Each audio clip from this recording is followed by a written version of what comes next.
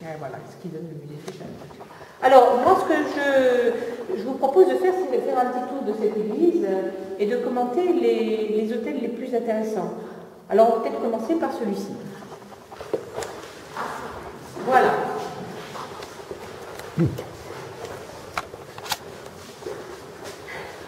Voilà, donc on est ici, alors tout est à la mesure de cette église, c'est-à-dire, elle n'est pas immense cette église, les chapelles latérales ne sont pas immenses, les tableaux ne sont pas immenses, mais tout est à proportion. Je trouve ça formidable. Alors, qu'est-ce que ça peut bien représenter? Hein? Ouh là là, il se passe des drôles de choses là. Alors, hein, tu sais, vas-y, alors c'est Ulysse qui va nous dire. Voilà. C'est les âmes du purgatoire. Ce sont les âmes du purgatoire. Alors, comme je vous ai expliqué... Pas trop loin, vous vous rapprochez, comme entendez.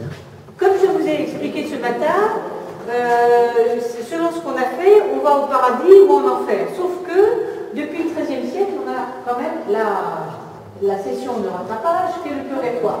Hein, c'est une invention du XIIIe siècle. Et donc, ce purgatoire nous dit que s'il faut rattraper les bêtises, il y a la possibilité de le faire. Ils nous disent aussi que c'est pas très confortable, parce que ça brûle autant qu'en enfer, et voilà ce qui se passe. Alors, cette toile est une toile de Giacomo Grandi. C'est une toile de Giacomo Grandi, je reconnais tout à fait son style, qui est très très particulier, et ce Giacomo Grandi, c'est un peintre qui vient de Milan, enfin c'est un Milanais, et il va faire sa vie en Corse.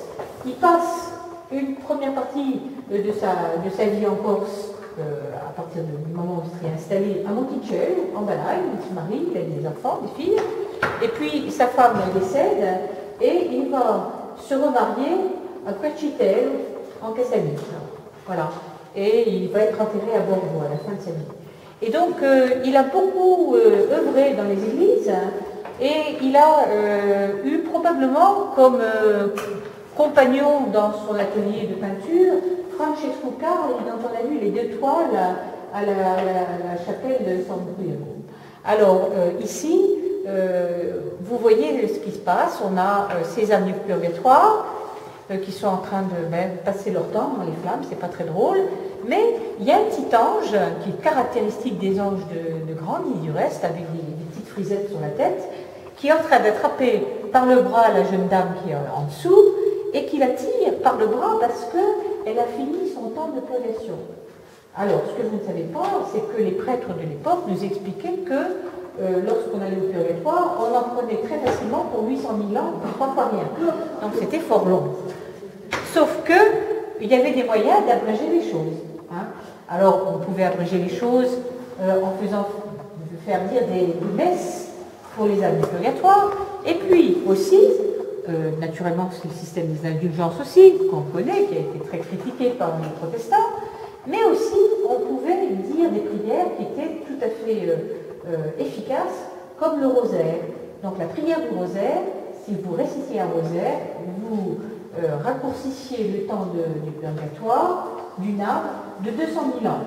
Si j'ai un bon calcul, ça va quand même assez vite, finalement. Voilà. Mais je trouve qu'on n'en parle plus maintenant, le purgatoire de l'enfer, c'est terminé. À mon avis, le purgatoire est peut-être déjà sur Terre, si ce n'est pas déjà l'enfer.